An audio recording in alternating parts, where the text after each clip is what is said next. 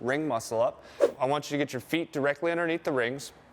From here, he's going to establish that false grip on the rings. From here, his knees are going to come forward, simply like he's going to do the low ring transition. He's going to lay back, his arms are long, and as he jumps, I want him to jump, try to aim to touch those rings right there on his sternum, and then he's going to transition on top of the rings. It looks like this, and then he goes to the dip, and then he's back down. So like I said, he has to be able to perform the dip under his own power, or this isn't going to work.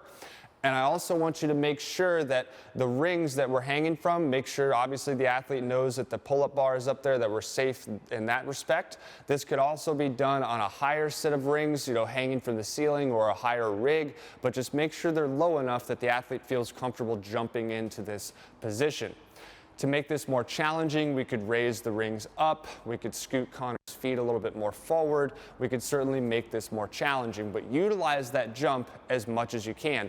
The position that I want to try to avoid is Connor starting in a more vertical position and kind of jumping himself into the top of the dip. It looks like this. So he starts in a more vertical body position, and here he jumps and kind of almost magically appears on top of the rings. What he missed was that low dip position, because let's face it, guys, when we get on top of the rings and we go to transition, we're going to end in the deepest, darkest dip of our life, and we need to be able to get out of that position. So Connor, what I'm going to really force you to do here is put your feet in front of you again and lay back so that your hips are facing up towards the sky.